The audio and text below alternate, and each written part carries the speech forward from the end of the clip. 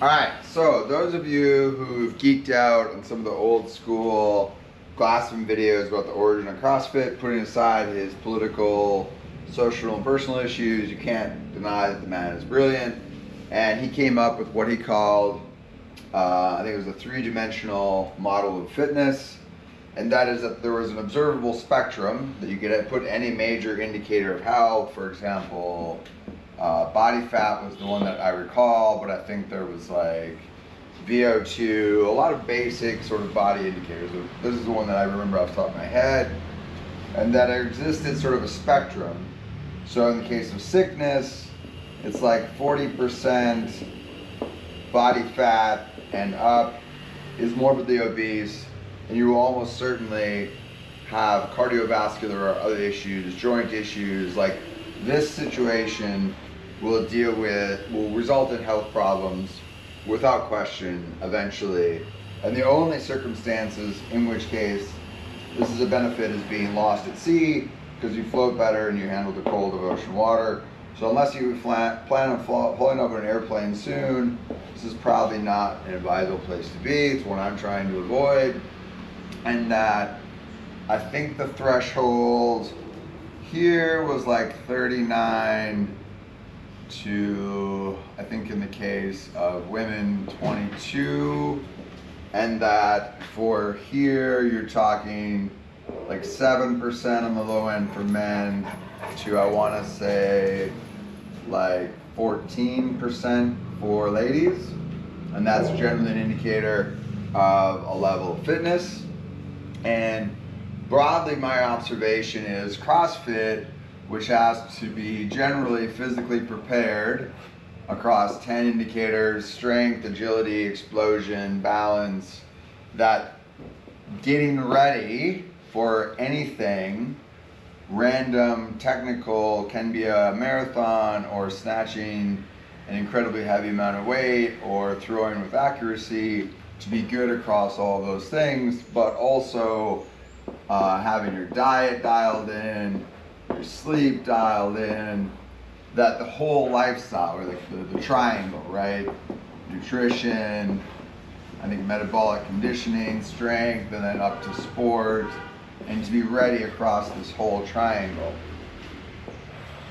And that this advancing from wellness towards fitness, or what he actually coined the term of forging elite fitness, there is no question in my mind that what CrossFit originally designed is perfect to accelerate you down this path, or more precisely ahead on that curve. However, I think there's a significant population for whom their goal, and Ben Bergeron talks about this a lot in dealing with athletes who are advancing in age, or dealing with significant reoccurring injuries, or have family, work issues. Let's say, for example, your partner gets cancer. You know, you may be giving up some sleep, or your nutrition might be from a vending machine at a hospital, or whatever, right? You're working 16 hours a day.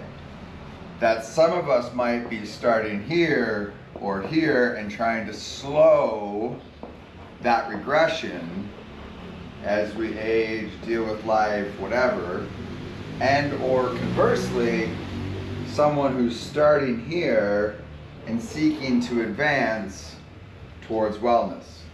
And I believe with 1,000% confidence that LPC and the process can definitely, as we saw in Malang with a 60-year-old woman getting her PR in deadlift at age 60, nobody should feel excluded from this. However, there are people, whether they be circumstances beyond their control, or also personal choice. So to use a quote from our first power lunch session, cookies and beer bring me joy. You probably can't have a great deal of cookies and beer and be compliant with your diet. But you may say, you know what? Joy matters a lot, and I am not necessarily interested in being ready for anything. I want to just be fit and well and live a long time. And I guess broadly what I'm saying this program is designed to do, if we think about Bengkel as an umbrella, right? I believe for a lot of athletes coming into LPC, for example, what I experienced in the Christmas WOD, this is basically off the picture for me, and I think a lot of people like me. I just can't do snatch. And another major surgery like shoulder to fix it, the outcomes are mixed.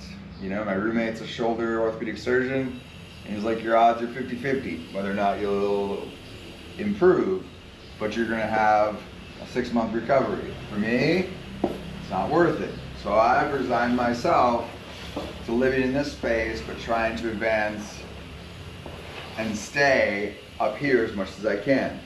Because I will never, based on a number of other factors, get there. And really the philosophy behind this program. So Hillbilly Elegy, got JD Vance Vice President. Here we have Hillbilly Exercise Physiology, and the whole spirit of this program, which I've kind of broadly dubbed Never Palsu. What do I mean? Whatever your circumstances may be, being true to yourself. Is this world realistic for you? Hopefully. And hopefully getting started here will put you on a path towards that, an on-ramp, if you will. And maybe Hyrox, with less personal attention, more flexibility, less complicated movements, can be a great starting route to get active in a sport that I think is amazing. Or conversely, to the example of our tennis player, maybe you're not interested. And Glassman in himself in this video admits, this is not a program for sports specific preparedness. So if you're planning to do Hyrox or play tennis, right? Where this world eats everybody for lunch is largely short, so we'll call that, I don't know, 4 to 20 minutes. But I would say most recreational sports don't really live in this domain, right? A pickup basketball game is longer than 20 minutes. A tennis match is longer than 20 minutes. And hiking Ranjani with your family is longer than 20 minutes. And so therefore a lot of people have specific goals. They want to climb Kilimanjaro, so they need specific endurance. And that this program may offer flexibility in that they've resigned, let's say, explosion, or however he calls it, with like ollie lifting, is not really going to help them climb Kilimanjaro. So they're going to take those off their worry list and just focus on building, you know, like lower in the triangle, cardiovascular fitness and basic strength, and not get to the level of sport of taking on an entire new sport of Olympic lifting to develop explosiveness. And that very broadly, I think that Glassman was correct. Advancing towards elite fitness requires everything to be dialed in, to be focusing on all 10 components. And even within that process, he openly admits, if you're really focused on ollie, your cardio is probably hurting. If you're really focused on strength, your ollie might be hurting because you're not getting as many reps in. So this is like a lot to keep in balance if you're a very, very busy human being, or also a very focused human being.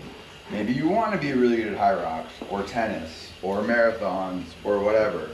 In which case, you might be at that level of body fat, but you're not interested in a muscle up. So you're going to live in this environment even if your performance is above my title slide. You could be out of this world, right?